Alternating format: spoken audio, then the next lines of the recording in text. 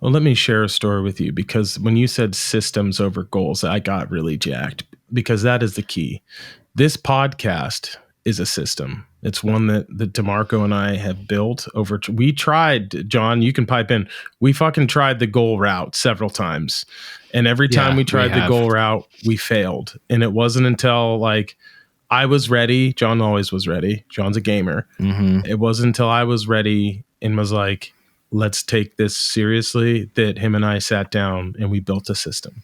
And when you build a system, you're able to reach the goals that you may have set earlier, but in a much more controlled, thought out way. It's a lot more methodical. There's not as many highs and lows, and there's a lot of things that have to happen that are like quite boring. But like systems are the shit. They're amazing. It's building the systems that can get a little confusing, and there's a lot of trial and error that go into that, and tweaking, right? You got to be tweaking, you got to be nice. But like, dude, systems over goals is, if you can create a system in your life that you incorporate exercise, eating correctly, and then a good work-life balance, if that's part of your system, fuck, dude. Yep. You're miles ahead of where a lot of people would be. Yeah, and that's exactly when I have like a set schedule. That's definitely when I thrive, and it just obviously makes things a lot easier. So, and it's funny too. It's like a lot of people. This is the way I am, and I think a lot of people are like this too, where we know what to do, but it's hard for us to do it for ourselves. It's so much easier for other people to, like, if I was to say, oh, Rick, like this is all you need to do, like like come out with the different things, like. That would be pretty easy for me, but for yourself, that's where it gets, it can be, much more of a challenge and everything. So, but I agree with that. And that's why with this podcast, I fight myself. I'm like, oh, I want it to be out every day, and not every day, every week. But I'm like, nope, every other week, slow and steady, especially since I'm doing everything myself. It's a lot of work. But I'm excited because your podcast, let's see, you guys are at what, 93 published right now? I think so. So I think we'd have to have a party here coming up soon for the number 100, because that's happening. Really, it's something in the works. Yep. Okay. Well, thanks. Where's the invite, guys? Come on. You're definitely invited. It's just like, that is a known thing that John and I have talked about. It's like, I just moved in. I want to have a celebration that we made it to 100, because this. We've been seriously doing the podcast for 2 years, but we've been podcasting for like 6, but like with long breaks and a lot of bullshit and lost episodes. And when we were babies, we didn't know what we were doing, but seriously doing this. We were also in college too at the beginning of that. Yeah. Yeah. Oh, really? Yeah, we were in college. I didn't realize you were doing this that long. Have we ever told the story? If we like the official story, we have not told the official story of the pod ever. I feel like the time is now. The time is now. Do it. Okay, so actually, I think it was the first time I listened to like Tim. I found out about podcasting. I was pretty late to the game, and someone's like, "You got to check out this guy named Joe Rogan and Tim Ferriss." So I listened to both of them, and I was like, yeah, this is what I want to do with my life. So I went to Best Buy and I used a credit card. I bought a laptop, and then I went on Amazon and I bought a microphone, like a AT2020 or Audio-Technica AT2020 microphone with a USB microphone. Yep. So I bought that, and then I was walking around on campus at Oregon State, and I saw John. He's like, "Hey man, what are you doing?" I was like, "I'm going to record a podcast, dude. I've started a podcast. This is what I'm doing." And he looks at me and goes, "I'm in. Can I be in?" And I was like, "Yeah, really?" He's well, like, hold on. You're leaving out a detail. So like we met working at Surplus, Oregon State Surplus, right? And hung out. And then how long was it? Like I only worked there for like 6 months maybe. And I left, and then we didn't get in contact again for what, maybe a year or two. Yeah, about that. We were at the rec center Dixon in the sauna. And like I saw Rick enough around the weight room that a bunch of times I was like, boy, that looks like Rick. Is that Rick? I should go talk to Rick. Well, he looks really angry. I'm going to leave him alone. He's busy squatting, And then us sitting buck ass naked in the sauna, he's like, I'm doing a podcast. I was like, oh shit, I'm going to be an audio engineer. And he's like, oh, you want to be my sound guy? And I was like, fuck yeah. And then we interviewed I think the first one we did was Thomas Graham. I think we'd done other interviews, but Thomas Graham was like the first big one, who was one of the leading voices in nuclear non-proliferation, I believe, in the Reagan administration. He wrote the treaties. Yeah, he wrote a lot of the treaties. Yeah. He's essentially like one of the people responsible for the end of the Cold War. Yeah.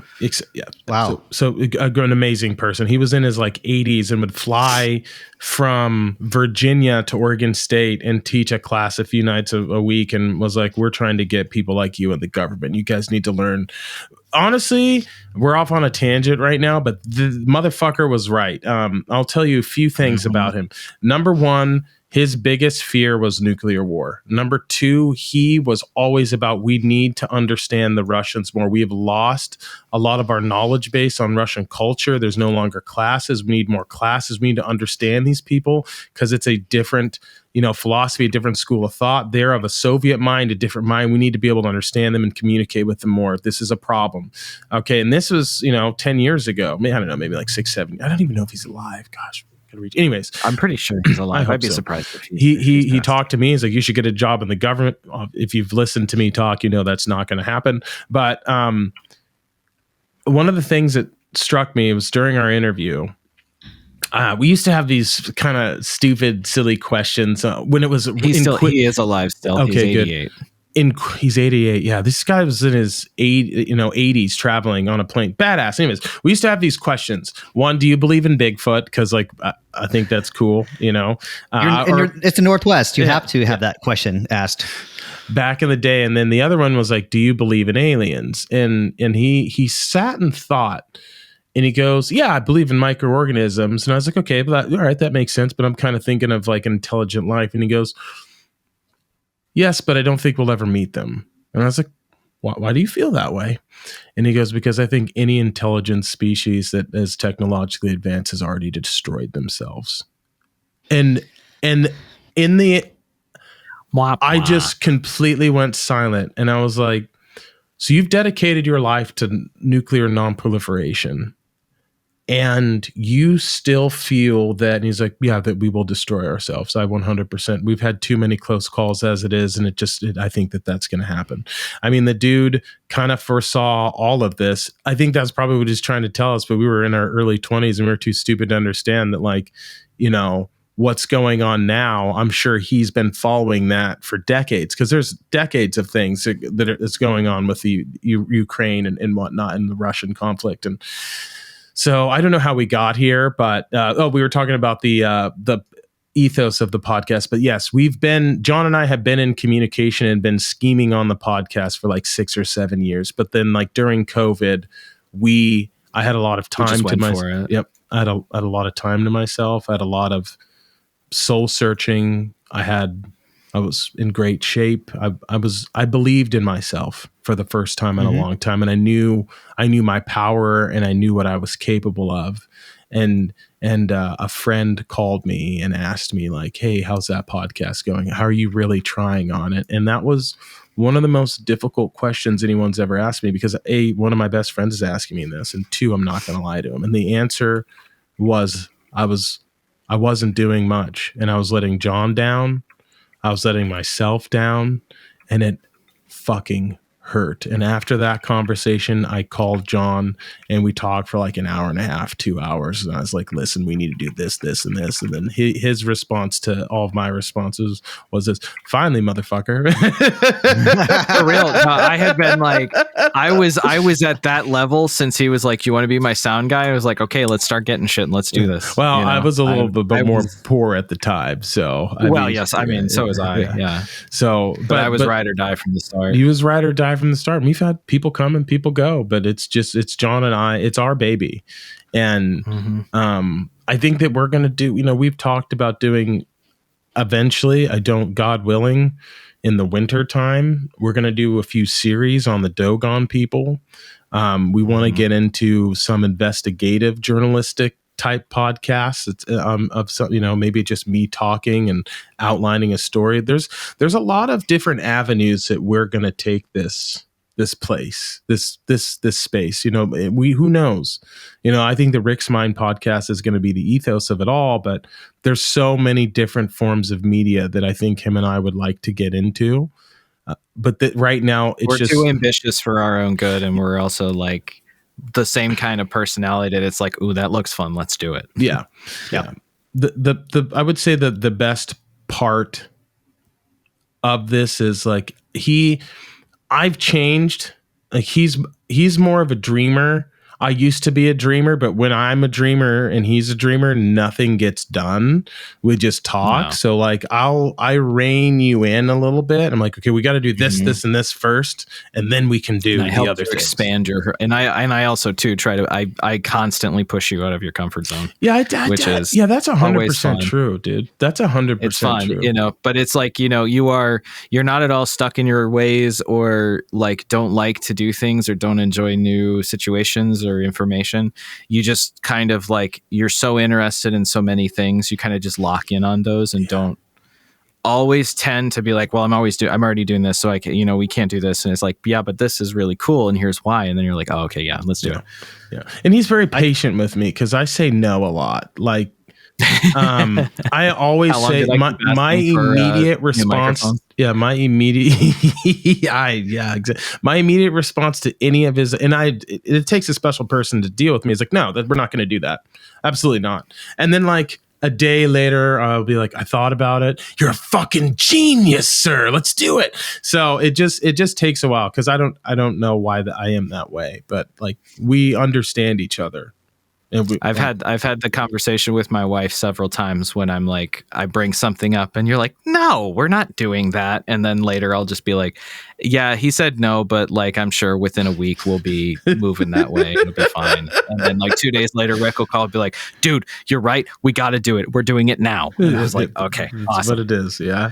It's not like Rick's like, hey, John, I came up with this great idea, which happens to be not his idea. Just kidding. No, I'm not. I am not that kind of person at all. I hate people like that. I think it's just a defense mechanism because generally, like everything that we're going to end up changing involves money, and I'm like, no. I think it's something I got from my dad, being a tight ass or whatever. I just like I want to think about it. You can be, but like anytime it's a big expense, you're always just like, and then I have to like kind of like massage it just a little bit to be like, here's why we need to do it. Like finally you bought a microphone like this when after I sent it was like, hey, doesn't this sound nice? Isn't this cool? And you were like, oh my God, I'm going to buy one. And you bought one literally the next day. Yeah. Like, that's good. Baby steps for Rick there. It's a baby step. I'm a very baby step person. Yeah. 100%. See, my opinion when I heard this is like, get John what he needs, man. Because you're not having to edit, man. As someone has to edit stuff, that's a pretty sweet thing there. You would not. You guys have a good relationship. I'm like, it's like a mom and a dad in a family. It's like, Rick's he's the pocketbook. He's the one who's like running the show and, doing everything. And then I'm in the behind the scenes, just kind of setting shit up to make sure it just goes smoothly,